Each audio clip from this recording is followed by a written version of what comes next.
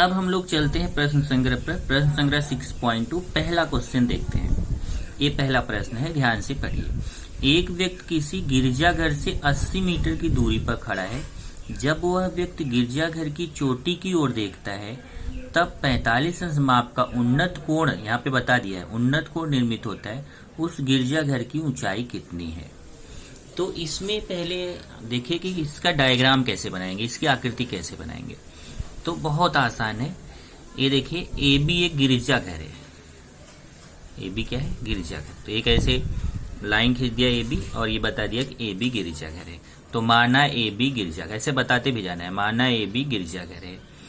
और प्रेक्षक मतलब जो आदमी है वो कहाँ है? ये देखिए, एक व्यक्ति गिरजाघर से कितनी मीटर दूरी पर है? 80 मीटर। ये गिरजाघर से यहाँ 80 मीटर की दूरी, ये 80 मीटर है। 80 मीटर की दूरी पर वो व्यक्ति है। तो बी से सी की दूरी कितनी है? 80 मीटर। तो बिंदु सी पर व्यक्ति खड़ा है। यहाँ पे सी पर कौन खड़ा है? व्यक्ति। तो ए बी गिरजाघर है और गिरजाघर से 80 मीटर की दूरी पर बिंदु सी पर कौन खड़ा है? व्यक्ति खड़ा है। तो सी पर व्यक्ति खड़ा है। व्यक्ति की गिरजाघर से दूरी, ये जो व्यक्ति सी पर है इसकी ये गिरजाघर से दूरी कितना है? 80 मीटर। इसका मतलब बीसी का मान दिया है 80 मीटर।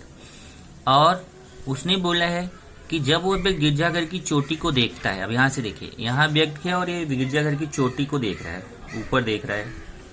तो यहाँ से देखेगा ऊपर की तरफ, तो नीचे क्या बनता है? व्यक्ति कहाँ? नीचे है, वस्तु ऊपर है, जिसको देख रहा है चोटी को ऊपर है। तो यहाँ उन्नत कोण, वैसे यहाँ उन्नत कोण बताया भी है। उन्नत कोण बना कितने अंश का? 45 अंश का। देखता है तब 45 अंश माप का उन्नत कोण बनता है। तो यहाँ कितने अंश का बन गया? 45 अंश का उन्नत कोण। तो कोण ए सी बी कितना हो गया? 45 अंश। उसको हमने थीटा मान लिया। और अभी हमें क्या निकालना है? उसने बोला गिरजाघर की ऊंचाई ज्ञात कीजिए, मतलब ए बी की ऊंचाई हमें निकालना है। तो गिरजाघर की ऊंचाई ए बी हमें क्या करना है? निकालना है। बहुत आसान है। यहाँ देखेंगे, संलग्न भुजा दिया है, सम्मुख भुजा निकालना है। संलग्न भुजा दिया है, सम्मुख भुजा निकालना है। तो संलग्न भुजा और सम्मुख भुजा में हमारे पास कौन सा सूत्र होता है? या तो tan थीटा का होता है या cot थीटा का होता है। तो कोई भी दोनों में से tan थीटा या cot थीटा में से कोई भी लगा सकते हो। जैसे मैंने यहाँ पे tan थीटा का सूत्र लगाया। समकोण त्रिभुज यहाँ कभी भी 90 अंश रहेगा। समकोण त्रिभुज एबीसी में tan थीटा सम्मुख भुजा बटे संलग्न भुजा, ये सूत्र आपको मालूम है। अब थीटा का मान कितना है? 45। थीटा की जगह 45। सम्मुख भुजा कौन है? कोण के सामने की भुजा को सम्मुख भुजा बोलते हैं। तो ए बी सम्मुख भुजा है, बीसी संलग्न भुजा है। तो सम्मुख भुजा ए बी, संलग्न भुजा बीसी। अब tan 45 का मान आपको त्रिकोणमितीय सारणी से देखना है। त्रिकोणमितीय सारणी आपको मैंने इसी चैप्टर में बनवाया, वहां से जाके देखिए। tan 45 का मान वैसे आप देखेंगे तो tan 45 का मान त्रिकोणमितीय सारणी से कितना होता है? 1 होता है। तो ये जो मान है इसको कहाँ से देखना है? त्रिकोणमितीय सारणी से। त्रिकोणमितीय सारणी से tan 45 का मान कितना होगा? 1। उसके बाद सम्मुख भुजा, सम्मुख भुजा कौन है? A B. और संलग्न भुजा बीसी, बीसी का मान 80 है। बीसी का मान कितना? 80 मीटर। देखिए बीसी 80। तो ए बी निकालना है, उसको वैसे लिखेंगे, बीसी का मान 80 दिया है। फिर 80 के यहाँ तिर्यक गुणा हो जाएगा। 80 का भाग इधर जाके क्या होगा? गुणा। आप चाहे तो यहाँ पे एक स्टेप बढ़ा सकते हैं, अगर आप चाहें तो बढ़ा सकते हैं। यहाँ 1 गुणे 80 बराबर ए बी। तो अगर आपको जरूरत हो तो एक स्टेप बढ़ा लो कि ये 80 उधर गुणा में जाएगा, क्योंकि यहाँ भाग उधर गुणा में जाएगा। 1 गुणे 80 हो जाएगा बराबर ए बी। और 80 1 के 80। ए बी का मान कितना आएगा? 80 मीटर। तो ए बी का मान 80 मीटर आ गया, मतलब गिरजाघर की ऊंचाई कितना हो गई? 80 मीटर। दूसरा क्वेश्चन देखेंगे। तो जहां गिरजाघर था वहां अभी प्रकाश स्तंभ है। तो किसी प्रकाश स्तंभ की चोटी से किसी दर्शक द्वारा समुद्र में स्थित जलयान को देखने, जलयान मतलब जहाज को देखने पर 60 अंश माप वाला औनत कोण बनता है। यदि प्रकाश स्तंभ की ऊंचाई 90 मीटर हो तो प्रकाश स्तंभ से जलयान की दूरी ज्ञात कीजिए। जबकि करणी में 3 का मान 1.73 लेना है। तो यहाँ पे देखिए, ए बी एक प्रकाश स्तंभ है। यहाँ देखिए लिखा मैंने, माना ए बी प्रकाश स्तंभ है और बिंदु सी पर जहाज है और प्रेक्षक कहाँ है? ए पर। क्योंकि प्रकाश स्तंभ की चोटी से दर्शक, दर्शक मतलब प्रेक्षक, देखने वाला। दर्शक कहाँ देखते हैं? अभी यहाँ पे चोटी पर है। यहाँ से जहाज कहाँ है? नीचे। देखता है। कैसे पता चलेगा जहाज नीचे है? क्योंकि यहाँ औन्नत कोण बन रहा है। औन्नत कोण कब बनता है? जब प्रेक्षक ऊपर हो और वस्तु नीचे हो। तो जहाज नीचे है, प्रेक्षक चोटी पर है, यहाँ से जब ये देखता है तो यहाँ कौन सा कोण बनता है? यहाँ बनता है औन्नत कोण। औन्नत कोण ये आंख का क्षैतिज समांतर रेखा हो गया।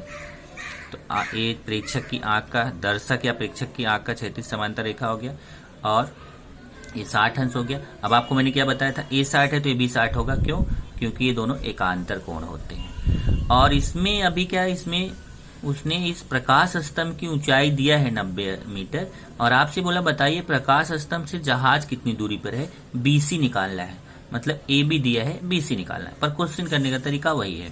ये देखिए, माना AB प्रकाश स्तंभ है तथा बिंदु C पर जलयान है। प्रेक्षक बिंदु A पर है। प्रेक्षक कहाँ? A पर है।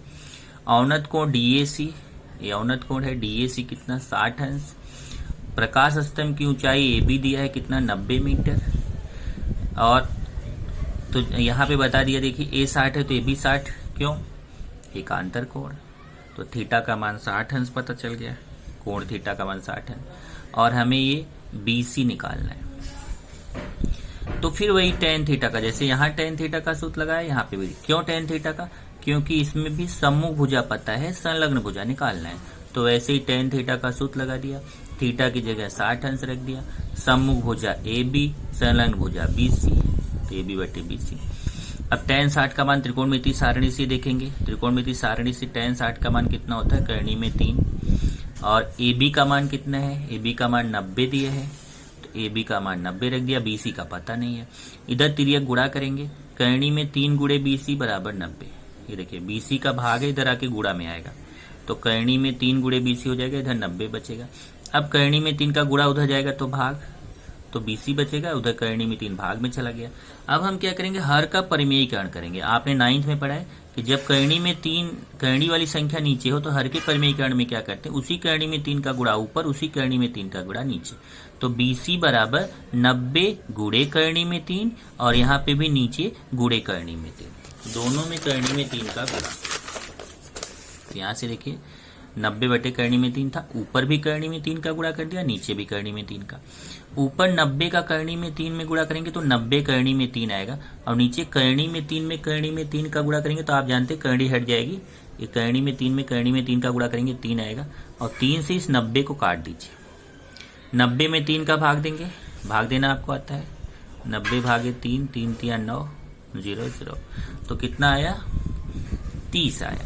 तो 90 में जब आप 3 से काटोगे तो 30 आएगा। 30 करणी में 3 और करणी में 3 का मान यहाँ दिया हुआ है था। देखो करणी में 3 का मान कितना दिया है? 1.73।